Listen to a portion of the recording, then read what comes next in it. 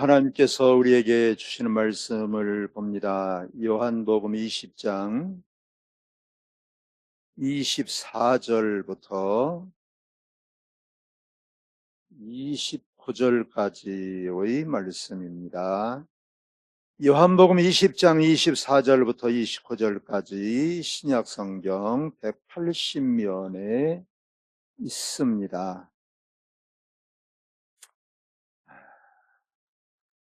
제가 하나님의 말씀을 받들어 읽을 때에 성령께서 감동하시기를 바랍니다. 12 제자 중의 하나로서 디두모라 불리는 도마는 예수께서 오셨을 때에 함께 있지 아니한지라. 다른 제자들이 그에게 이르되 우리가 주를 보았노라 하니, 도마가 이르되 내가 그의 손의 못자국을 보며 내 손가락을 그 못자국에 넣으며 내 손을 그 옆구리에 넣어보지 않고는 믿지 아니하겠노라 하니라. 여드레를 지나서 제자들이 다시 집안에 있을 때에 도마도 함께 있고 문들이 닫혔는데 예수께서 오사 가운데 서서 이르시되 너희에게 평강이 있을지어다 하시고, 도마에게 이르되 내 손가락을 이리 내밀어 내 손을 보고 내 손을 내밀어 내 옆구리에 넣어보라. 그리하여 믿음 없는 자가 되지 말고 믿는 자가 되라. 도마가 대답하여 이르되 나의 주님이시요 나의 하나님이시니이다. 예수께서 이르시되 너는 나를 본고로 믿느냐? 보지 못하고 믿는 자들은 복이 있도다 하시니라. 아멘. 사람이 지식이 많아야 도움이 되고 출세하고 성공하게 되고 행복하게 된다고 생각을 합니다. 그래서 많은 지식을 얻으려고 하지요. 공부를 하고 또 자녀들 어떻게 하든지 대학에 보내려고 하고 애쓰고 힘쓰지 않습니까? 그러나 지식은 좋은 것이지만 지식이 많은 것 때문에 믿음을 잃어버렸다 하면 이것은 행복한 게 아닙니다.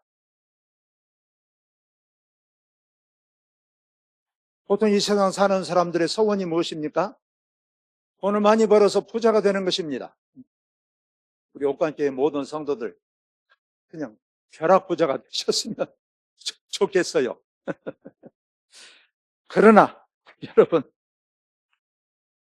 아무리 큰 부자가 되었다고 할지라도 사람들로부터 신의를 잃어버렸다, 정말 저 사람은 믿을 사람이 못 된다 라고 낙인이 찍힌다면 이것 또한 행복한 게 아니지요. 불행한 것입니다. 그러니까 성공한 것도 사실이지만 속된 말로 저 사람은 콩으로 매주를 써도 못 믿는다 하면 이 사람은 사실 성공한 게 아니지요. 그러나 좀 극단적으로 얘기하자면 모든 것을 다 잃어버렸다고 할지라도 우리가 믿음을 얻을 수 있다고 한다면 이 사람은 실패한 게 아니다 라고 할 수가 있습니다. 그러니까 모든 것을 다 얻어도 믿음을 완전히 잃어버리면 실패한 것이고, 설령 행복이라고 하는 것은 어떤 지식이나 어떤 물질이나 어떤 권력이나 많이 가진 데 있는 것이 아니라 믿음에 있다. 할렐루야. 여러분, 그래서 이 믿는다라고 하는 것이 정말 굉장히 중요한 것입니다. 그런데 문제는 믿어야 할 줄 아는데 믿어지지 않는 거예요. 여러분, 하나님을 철석같이 믿고 싶은데 철석같이 믿어도 않아요. 그러면 이것처럼 또 애가 탄 게 어디가 있겠습니까? 우리가 못 믿어서 불행한 거야. 아니, 하나님을 믿어야 되는데 믿을 수가 없어요. 나 자신도 믿어야 되는데 나 자신도 믿을 수가 없어. 이웃을 믿어야 행복한데 이웃을 믿을 수가 없어요. 여러분, 이것은 불행한 것입니다. 그렇지 않습니까? 낙관주의자들은 어떤 사람을 낙관주의자라고 하냐면 믿으면 보게 된다라고 생각하는 사람들이 낙관주의자랍니다. 반대로 비관주의자들은 어떤 사람들이냐? 직접 봐야 믿겠다 라고 하는 사람들이에요. 내 눈으로 직접 보지 않고, 내 손으로 만져보지 않고, 내 오감으로 내가 느끼지 않고는 나는 믿을 수가 없다 라는 사람들을 비관주의자라고 합니다. 오늘 성경에서 우리가 비관주의자를 만나게 됩니다. 그 사람이 누굽니까? 토마라는 사람이에요. 예수님의 12 제자 중에 한 사람인 토마라는 사람입니다. 예수님께서 다시 살아나셨어요. 그리고 제자들에게 나타나셨습니다. 그런데 하필이면 그 자리에 토마만 없었어요. 그러니까 이제 다른 많은 동료들이 이제 나중에 토마가 이제 왔는데, 야, 우리가 다 부활하신 예수를 만났다 하는데, 토마는 그 말을 믿을 수가 없어요. 아니, 사람이 한 번 죽으면 어떻게 다시 살아나냐? 그래서 토마가 이렇게 말하지 않습니까? 25절 하반절 말씀에서 보면, 내가 그의 손의 못자국을 보며 내 손가락을 그 못자국에 넣으며 내 손을 그 옆구리에 넣어보지 않고는 믿지 아니하겠노라. 내가 직접 두 눈으로 보고 내 손으로 만져보고 시력, 촉각 이런 것들로 직접 내가 보지 않고는 만져보지 않고는 믿을 수가 없다. 철저한 비관주의자지요. 그 뒤로 여드레 후에 다시 예수님의 제자들 예수님께서 벌하시는 것을 만났지만, 아직도 이제 제자들은 두려워서 밖에 나가지 못하고 있습니다. 예수님께서 벌하신 것을 직접 보고 만났어도 이제 그 담대함이 없어요. 불안해서 그냥 골방에 숨어 있는 것입니다. 그때는 토마도 있었어요. 그때 예수님께서 다시 제자들에게 나타나시는 것입니다. 그래서 예수님께서 그들에게 뭐라고 말씀하십니까? 너희에게 평안이 있을지어다. 그리고 토마에게 예수님께서 말씀하십니다. 내 손가락을 내밀며 내 손을 보고 내 손을 내밀어 내 옆구리에 넣어보라. 그러면서 의심하는 자가 되지 말고 믿는 자가 되라. 할렐루야. 그러자 토마는 28절에 이렇게 대답을 하죠. 나의 주님이시오 나의 하나님이십니다. 여러분, 토마가 예수님의 그 상처를, 못자국을 만져보았을까요? 만져보지 않았죠. 성경에서 만져봤다는 기록이 없어요. 하여튼 예수님을 직접 두 눈으로 보기는 했습니다. 예수님의 말씀을 두 귀로 직접 듣기는 했어요. 그러면서 이 토마가 예수님은 나의 주님이시요 나의 하나님이시다, 이렇게 신앙을 고백하는 자리에 들어가는 것을 우리가 보게 되는 것입니다. 여러분, 토마는 왜 예수님의 부활을 믿지 못했을까요? 왜 믿지 못했다라고 생각을 하십니까? 그것은 여러 가지가 있지만 그 중에 하나는 토마 자신의 생각, 자신의 이 경험에 묶여 있었기 때문에 그러는 거예요. 예수님께서 공생에 활동하실 때에 예수님께서 수많은 이적들을 행하셨지요. 기적들을 행하셨습니다. 그리고 하나님의 나라에 대해서 가르치셨어요. 그런데도 수많은 사람들이 예수님을 믿지 못했어요. 물론 그 중에는 예수님 믿는 사람들도 있었지만 예수님을 믿지 못했습니다. 그러면서 계속해서 예수님한테 요구하는 거예요. 당신이 메시아면 하늘에서 내려온 그 표적을 보여주십시오. 그 증거가 뭐요? 근데 예수님께서 말씀하죠. 지금까지 보여준 너희들에게 이 표적만 봐도 충분하다. 근데 왜 또 다른 표적을 보여달라고 하느냐? 그래서 사람들은 많은 표적을 봐왔음에도 불구하고 믿지 못하는 거예요. 그러면서 예수님께서 계속해서 요구하는 것입니다. 또 다른 증거, 또 다른 증거. 여러분, 혹시 우리도 그렇지 않습니까? 우리가 믿음의 삶을, 지난 동안의 삶을 한번 되돌아보십시오. 우리가 어떤 분들은 5년하고 어떤 분들은 10년하고 어떤 분들은 수십 년하고 모태신앙이 있을 수도 있고 그렇습니다. 그러면 사람마다 다를 수는 있지만 하나님께서 살아계신 증거, 예수님께서 우리의 구주가 되신 증거, 여러분들 한 번도 경험하지 못하신 분이 계십니까?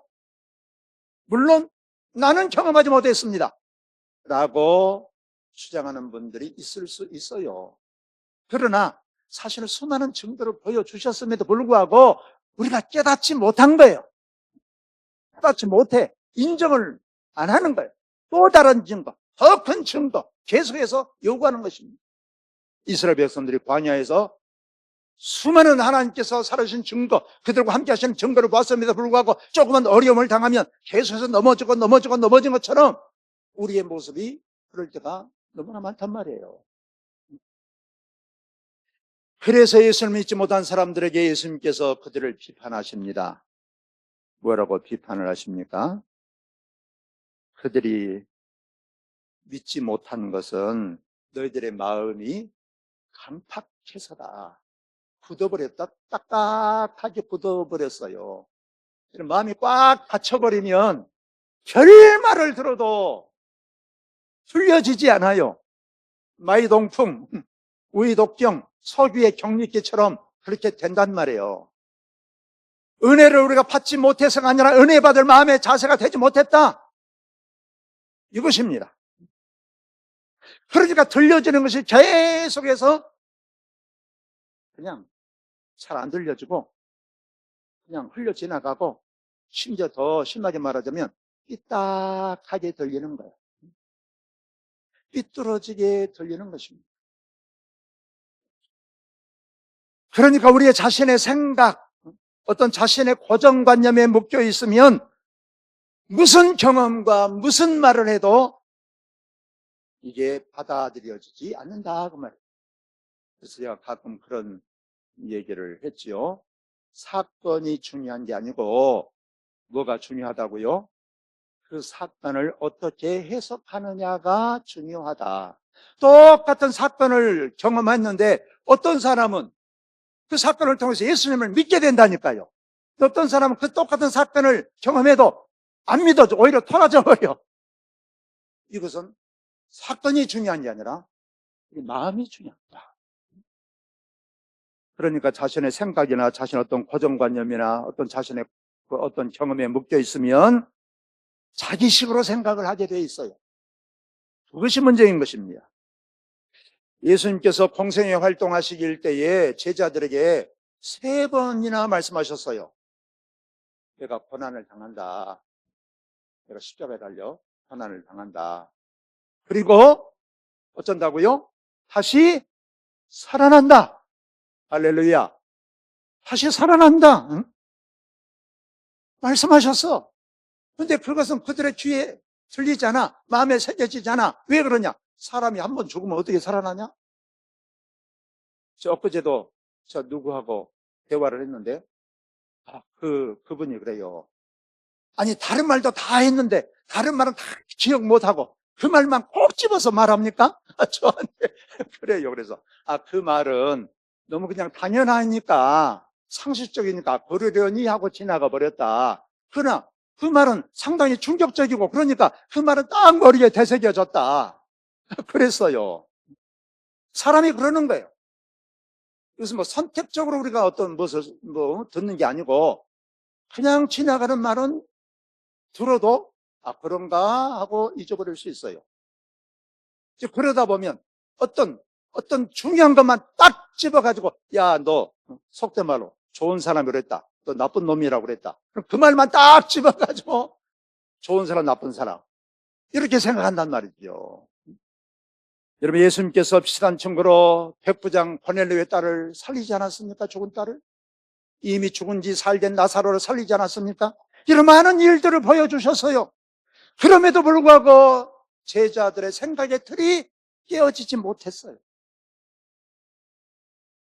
사실 우리가 우리의 생각이나 우리의 경험의 틀이 깨진다고 하는 것은 어찌 보면 천지가 개벽하는 것보다도 참 쉽지 않아요. 우리가 30년, 40년, 50년, 60년, 70년 동안 어떤 경험을 통해서 어떤 굳어진 생각의 틀이 있으면 이게 참 이게 껴진다고 하는 게 이게 쉬운 일이 사실은 아닙니다. 이게 예수님께서 찾아왔던 어떤 한 남자가 있었어요. 그 어린 자식이 병들고 귀신이 들려가지고 너무나 고통을 당해요. 그래서 여기저기 다 찾아가 봤어요. 여기저기 다 찾아다녀 봤는데 아무도 고쳐주지를 못해. 예수님의 제자도 고쳐주지를 못해. 그러다가 예수님을 만났어요. 그러니까 예수님께 얘기합니다. 혹시 예수님이 우리 아들을 고쳐줄 수 있으면 고쳐주십시오. 예수님도 못 믿는 거예요. 여러 가지 경험을 하다 보니까. 그때 예수님께서 뭐라고 말씀합니까? 이야, 이 믿음이 없는 세대야. 이거 언제까지 내가 참아야 되겠냐? 할 수 있거든이 무슨 말이냐? 믿는 사람에게는 능치 못할 일이 없느니라. 할렐루야. 물론 그 아이의 아버지도 이해할 만해요. 조금 전에도 말씀드렸지만, 아니 우리 식으로 말하자면 이 병원 저 병원 다 찾아다니고 좋다는 약도 다 써보고, 우리 식으로 말하면 신령한 어디 유명한 목사님들도 찾아다녀보고, 그랬는데 안 됐단 말이에요. 안 되니까 이 아들은 도저히 안 되는구나. 그렇게 되지 않겠습니까? 그러다 보니까 야, 예수님이라고 되겠냐? 뭐 이럴 수도 있지 않겠습니까? 그러니까 사람이라고 하는 것은 우리의 생각과 경험의 한계에 묶일 수밖에 없는 거예요. 그러니까 우물 안에 사는 개구리는 우물 밖의 세계를 아무리 봐도 이해할 수가 없게 돼 있어요. 그런 속에서만 살았으니까. 그래서 사람은 자기의 생각과 경험에 묶여 살 수밖에 없는 것은 어찌 보면 당연한 것입니다. 그러나 그럼에도 불구하고 분명한 것은 예수님 이분 한 분만은 믿어야 된 줄로 믿습니다. 믿어야 됩니다. 예수님 한 분만은 믿어야 되는데 안 되니까 예수님도 그렇게 된단 말이에요. 그러면 여러분 우리는 어떻게 해야 믿음의 사람이 될 수가 있을까요? 우리가 진부하지만 말씀을 들어야 됩니다. 말씀을 들어야 돼요. 여러분 믿음은 무엇에서 난다고요? 믿음은 들음에서 나고 들으면 그리스도의 말씀으로 말미암는다 말씀하셨어요. 우리가 사도행 17장에 보면 베레아 사람들에 대한 얘기가 나옵니다. 바울과 이 실라와 디모데와 이 사람들이 박해를 받고 이제 베레아 지방으로 도망을 갔어요. 죽이려고 하니까. 그래서 베레아 사람들에게 가서 회당에서 베레아 사람들에게 하나님의 말씀을 전했습니다. 그랬더니 베레아 사람들의 반응이 어땠냐? 사도행전 17장 11, 2절 말씀에 보면 이렇게 기록이 되어 있습니다. 베레아에 있는 사람들은 데살로니가에 있는 사람들보다 더 너그러워서 간절한 마음으로, 잘 들어보세요. 간절한 마음으로 말씀을 받고 이것이 그러한가, 말씀이 그러한가 맞은가 하여 날마다 성경을 상고함으로, 성경을 생각함으로 그 중에 믿는 사람이 많고 또 헬라의 귀부인과 남자가 적지 아니하나. 여러분 베레아 사람들이 다른 사람들보다 더 많이 믿었어요. 그게 뭐냐? 하나님의 말씀을 마음을 열고 사모한 마음으로 받았다니까요. 받았어. 여러분 여기에 여러분들이 계시지만 어떤 분들은 그냥 엉뚱한 생각하고 계신 분들도 계실 것이고, 엉뚱한 분들은 정말로 그냥 스펀지가 물을 빨아들이듯이 그냥 목마른 사슴이 시냇물을 찾아온 것처럼, 갈급한 것처럼 하나님의 말씀을 들으려고 사모하는 마음들이 있을 수도 있고, 야, 그런가 저런가? 또 그 성경 그 본문 말씀이냐? 나 그 성경 나 수십 번 읽었다? 이런 사람은 100번, 1000번 들어도 된다, 안 된다? 안 된단 말이에요, 여러분. 여러분, 성경에 대해서, 하나님의 말씀에 대해서 우리가 사모하는 마음을 가져야 된다. 여러분, 성경보다 더 귀중한 증거는 없습니다. 우리는 성경적인 예수를 믿어야 돼요. 성경에 있는 대로 예수님이 오신 것, 예수님께서 일하시는 것, 예수님의 십자가, 예수님의 부활, 그 모든 것들이 다 성경에서 증거하고 있어요. 그래서 사도 바울이나 누가나 마가나 베드로나 모든 사람들이 무엇에 대해서 증거했냐? 성경, 성경을 말했어요. 내가 어떤 사람인지, 내가 무엇인지 성경에서 가르쳐 줍니다. 세상 어떤 것도 우리에 대해서 가르쳐 준 게 없어요. 어떤 철학에도 우리에게 가르쳐 준 거 없습니다. 대학에서 철학을 공부하면 철학 교수가 맨 처음에 과제를 해줘요. 그게 뭐냐? 나는 누구인가? 가서 써오시오. 써오시오. 도대체 대부분의 쓴 사람이 누구냐? 나는 성이 뭐이고 이름은 뭐고 나이는 얼마고 나는 어디 살고 우리 아버지는 누구고 그런 게 중요한 게 아니거든. 본질적으로 나는 누구냐? 철학이라고 하는 것은 진리를 찾아가는 학문이에요. 학문. 그러니까 여러분 세상의 철학으로 하나님을 알 수도 없고 우리는 우리 자신을 알 수가 없어요. 오직 우리 자신을 가르쳐주는 것은 성경에서만이 우리 자신을 가르쳐줘요. 성경에서 역사가 무엇인지 가르쳐줍니다. 하나님과 나와의 관계가 어떤 것인지 가르쳐주는 것은 성경이 우리를 가르쳐줘요. 예수님에서 증거한 것은 무엇이 증거합니까? 성경이 증거하는 거예요. 여러분 그런 말이 있잖아요. 이슬 비에 옷이 젖는다. 자꾸 듣고 들으면 나도 모르게 그렇게 사람이 되어가게 되어 있어요. 그래서 우리는 무엇을 자꾸 들어야 합니까? 무엇을 읽어야 합니까? 성경을 읽어야 돼요. 하나님의 말씀을 들어야 돼요. 성경으로 하여금 우리에게 말씀하시도록 우리가 귀를 기울여야 돼요. 겸손한 마음으로 우리가 기도하는 마음으로 마음을 열고 성경에 대해서 또 성경을 대하면 성경은 우리에게 말씀해 주시는 거예요. 제가 처음에는 제가 이제 어렸을 때 신앙생활 열심히 하다가 좀 이제 청년 시절에 좀 떠나버렸다니까요. 떠나버리면서 제가 참 건방에 들어가지고 하나님이 없는 것을 확실하게 알아버려야지 싶어서 성경을 창세기에서부터 쫙 막 읽기 시작했습니다. 쫙 읽기 시작해가지고 저 먼저 신학을 한 제 친구가 있었어요. 제 친구한테 야 성경은 여긴데 그래서 뭐냐? 제 친구가 대답을 못했어요. 가지고 시건방져가지고 제가 야 성경 내가 이 정도 한다. 그런데 여러분 사람이 죽게 되니까요. 야 성경에서만 하나님이 진짜냐? 그러면서 성경을 읽기 시작하니까 하나님이 보이기 시작하는 거예요. 그러니까 어떤 마음으로 우리가 성경을 대하느냐에 따라서 달라진다 그 말이에요. 여러분 하나님의 말씀이 성경에서 우리에게 기다리고 있습니다. 우리가 겸손한 마음으로 하나님의 말씀을 우리가 대해야 되는 것입니다. 그런데 성경을 상고하면서도 믿지 않는 사람이 있다 그 말이에요. 그 이유가 뭐냐? 성경을 예수님께서 말씀하셨어요. 요한복음 10장에서 보면 너희들이 나를 사랑하는 마음이 없기 때문이다. 내 양은 내 음성을 듣는다 그랬어요. 그러니까 우리가 하나님의 말씀을 듣고자 하는 마음이 없어. 내가 이 말씀 속에서 내가 정말 우리 주님을 다시 한번 만나고 새롭게 만나고 내가 내 갈 길을 내가 찾아봐야지. 이런 간절한 마음으로 하나님의 말씀을 드려야 되는데 우리 인간적인 여러 가지 것들로 우리의 경험으로 우리의 상식으로 우리의 감정으로 하나님의 말씀을 우리가 받아들이려고 하면 기분 나쁘면 싫어요. 이게 오히려 시험거리가 되는 거예요. 이게 여러분 성경에서 우리에게 말씀하고 있어요. 사랑이 없어서 너희들이 내 말을 듣지 못한다. 제 말이 아니라 예수님의 말씀입니다. 그래서 우리가 하나님의 말씀을 통해서 우리가 믿음이 자랄 수가 있어요. 또 한 가지 뭐냐?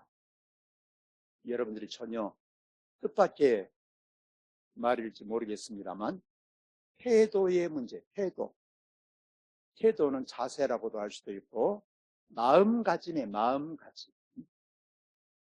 커밍워크라는 교수가 사람이 성공하려면 4가지 요소가 있어야 된대요.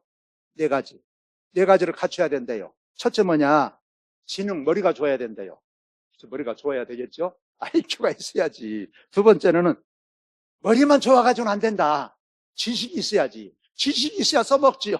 잘 지혜롭게 써먹을 것 아닙니까? 세 번째로는 기술이 있어야 된다.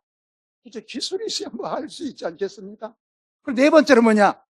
태도다. 그랬어요. 태도, 자세, 마음가짐. 그러면서 결론적으로 이 커밍 요소 뭐냐? 이 네 가지가 있지만 앞에 세 가지는 그렇게 중요하지 않다. 마지막 네 번째 태도가 전 모든 앞에 것까지 합쳐서 93%를 차지한다 그랬어요.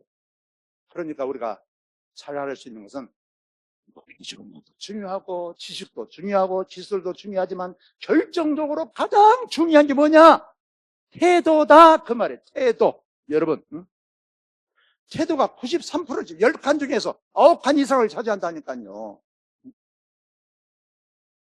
그러니까 우리가 아무리 머리가 좋아도 지식이 많아도 기술이 아무리 좋아도 태도가 잘못되면 이 사람은 안 된다 이거예요. 그러니까 우리의 마음 자세가 얼마나 중요한가를 우리에게 가르쳐주고 있어요. 여러분 우리가 보면 공부할 때도 저 공부할 때 보면 저 사람 공부 잘하겠다 못하겠다 보면 알아요. 대강 보면 어떤 사람이 공부 잘합니까? 그래도 맨 앞줄에 앉아있는 사람이 공부 더 잘해요. 저 뒤에 앉은 사람은 공부 좀 못합니다. 경험을 통해서 우리가 알잖아요. 딱 거기에 쳐들고 눈이 초롱초롱해가지고 강의를 듣는 사람, 메모를 잘하는 사람은 공부 잘해요. 도대체 거기라 쳐봤고 말이죠. 이런 사람 공부 잘합니까? 못해요. 여러분. 그러니까 여러분 우리가 일을 해도 자세가 중요해요. 일을 하는 것도 공부를 하는 것도 무슨 일을 하든지 성실하게 임하는 자세가 중요해요. 여러분. 머리보다도 중요한 게 지식보다 중요한 게 기술보다 중요한 게 태도라니까 자세라니까요. 여러분. 그러니까 사람을 만나서 대화할 때도 팔짱 낀 사람이 있어요. 팔짱. 그럼 팔짱 끼는 여러분이 의식적으로 하는지 무의식적으로 하는지 모르지만 이 팔짱 낀 자세는 자기를 방어하는 자세예요. 거부한다는 자세예요. 그런 뜻이에요. 사람과의 대화 속에서나 예배 드릴 때 절대로 여러분 팔짱 끼면 안 돼요. 그래서 자기가 알고 하든지 모르고 하든지 내가 한번 판단해 보겠습니다. 내 생각으로 나는 그 말 잘 안 들으랍니다. 자기는 모를지라도 그런 뜻이라니까 여러분. 사람과의 대화에서도 팔짱 끼면 안 돼요. 그리고 우리가 이 대화법에서 그런 것을 많이 가르치지 않습니까? 그러나 심리적으로 팔짱을 낀다고 하면 자기 방어하는 것이다. 거부하는 것이다. 이렇게 심리학에서 가르쳐줘요. 이게 마음을 열고 드리는 자세가 아니다 그 말이에요. 이제 고개를 푹 계속해서 있다든지 이런 사람이 공부 잘합니까? 공부 못하세요. 신진호 집사님 동의하십니까? 지금 공부하시잖아요. 자세는 항상 긍정적이어야 돼요. 긍정적. 더구나 믿는 사람으로서 신앙 고백도 없이 우유부단하면 여러분 하나님에 대해서 어떻게 우리가 알 수가 있습니까? 심리학자 에리 프롬은 이런 말을 했어요. 생산지향적인 태도를 가진 사람만이 모든 일에 성공할 수가 있다. 이 말은 다른 말로 말하자면 수용지향적인 인간이라고 그래요. 수용지향적이라는 말은 뭐든지 잘 받아들이려고 하는 자세. 오늘 말씀을 내가 잘 들어야지. 잘 받아들여야지. 그 말씀대로 내가 살아야지. 할렐루야. 이런 마음, 이런 생각, 이런 자세를 가진 사람이 믿음이 좋아진다 그 말이에요. 이런 사람이 공부도 잘한다 그 말이에요. 이런 사람이 일도 잘한다 그 말이에요. 이런 사람이 성공한다 그 말이에요. 그건 제 얘기가 아니라 심리학적인 것이고 여러분 대인관계에 관한 것이고 이미 이것은 학문적으로 이미 결정이 난 거예요. 그러니까 만사에 부정적인 사람, 어떤 자리에서도 불평이 가득한 사람, 여기 가도 불평하고 저기 가도 불평하고 이 가도 이간절하고 저기 가도 이간절하고 얼굴 찡그리고 살고 이런 사람은 성공을 기대할 수 있다 없다? 여러분들이 대답을 하세요. 예수님께서 말씀하십니다. 오늘 말씀에서 보면 29절에서 예수께서 이르시되 너는 나를 본 거로 믿느냐? 보지 못하고 믿는 자들은 복되도다 하셨어요. 예수님 보고도 믿는 자보다, 보고 믿는 사람보다 보지 못하고 믿는 사람이 복되도다. 여러분, 나사로가 죽지 않았습니까? 무덤에 이미 묻혔습니다. 예수님께서 나사로의 동생들에게 말해요. 너희들이 믿으면 내가 살려줄게 믿으라가 아니라 믿으면 하나님의 영광을 보리라. 이게 믿음의 자세다 그 말이에요. 이런 마음으로 이런 자세로 우리가 신앙생활을 해야 된다 그 말이에요.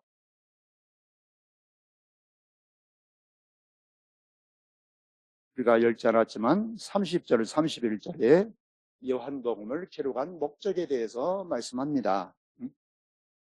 예수님께서 요한복음에서 보면 7대 큰 표적들이 나와요.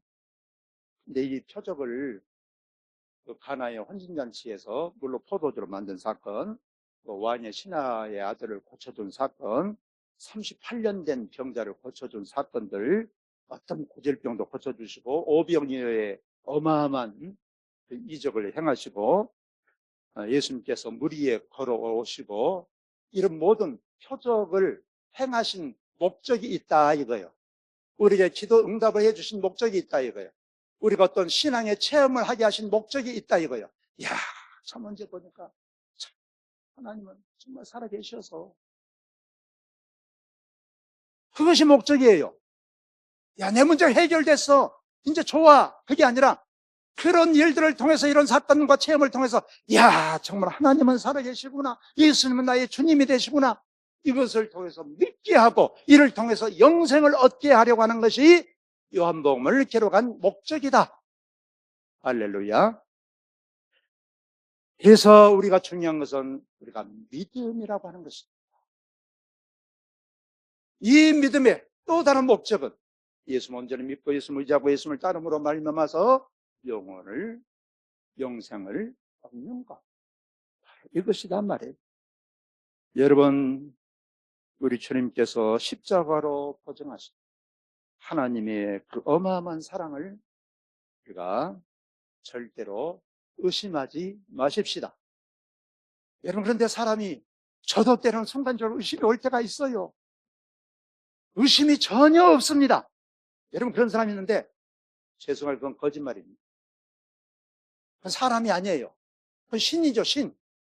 그 의심을 넘어서 의심이 왔을 때 다시 하나님의 말씀으로 성령의 감동함으로 주님 앞에 엎드림으로 그 의심을 다시 극복하는 거예요. 계속해서 극복해 나가는 거예요. 이게 우리의 믿음의 사람의 자세인 것입니다. 여러분, 우리가 싫은 것이 있어요. 하기 싫은 것도 있고 못마땅한 것도 있고 이런 게 있어요. 그러나 그것에 얽매이지 않고 다시 그 장벽을 뛰어 넘어가는 거예요. 그게 이것이 믿음의 사람의 모습이에요. 아무런 완벽한 사람이 이 세상에 누가 있습니까? 아무도 없어요. 그 사람은 신이라니까. 여러분, 우리가 믿어야 되지만 때로는 잘 믿어지지 않을 때가 순간적으로 있어요. 그러나 그 의심을, 불신을 항상 우리가 뛰어넘어야 되는 것입니다.